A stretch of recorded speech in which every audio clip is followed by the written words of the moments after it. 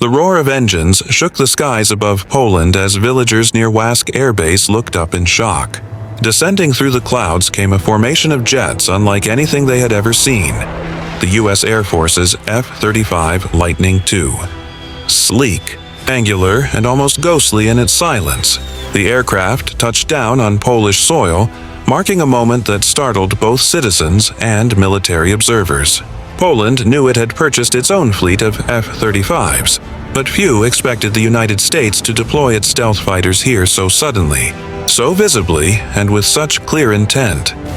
The surprise was not simply about planes landing. It was about what the F-35 represents. This is not just another fighter jet. It is the centerpiece of modern air power. A machine capable of flying at Mach 1.6, striking targets far beyond enemy defenses, and vanishing from radar screens like a phantom.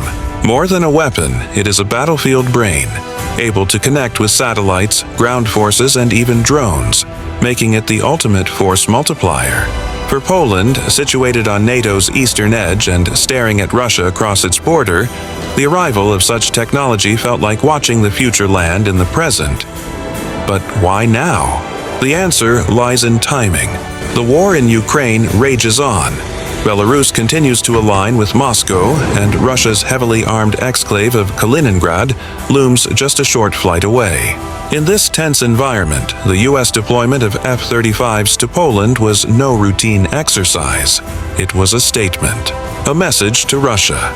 NATO is not intimidated, and its most advanced weapons can appear at your doorstep without warning. Yet, the message wasn't only for Moscow. It was also for Warsaw. By stationing American Lightnings in Poland, Washington reminded its ally of both its strength and its reliance on U.S. military power. Poland has ordered 32 of its own F-35s, but they will take years to arrive. Until then, true air dominance in the region belongs to the United States. The display was reassurance, but also a subtle reminder of dependence. For ordinary Poles, the sight was breathtaking. News broadcasts showed the futuristic silhouettes rolling down runways, calling it a historic moment.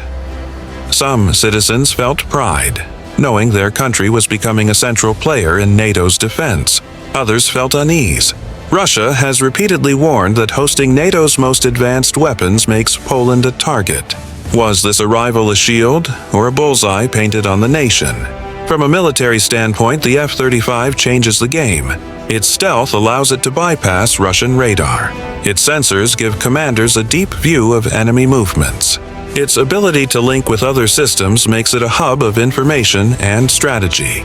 For the first time, Russia must question whether its anti-aircraft systems in Kaliningrad and Belarus can truly defend against NATO's reach. But beyond strategy lies history. Poland has long lived in the shadow of powerful neighbors, invaded and partitioned countless times. That legacy drives its determination to build one of Europe's strongest militaries. The F-35's arrival symbolized more than technology. It was a promise that history may not repeat itself. Yet promises in geopolitics are fragile. Each American jet that lands in Poland draws countermeasures from Moscow. More troops, more missiles, louder nuclear threats. The risk of escalation grows. Poland, whether by choice or geography, stands on the fault line. Still, for many Poles, this moment was a declaration. Poland is no longer just a spectator in Europe's security.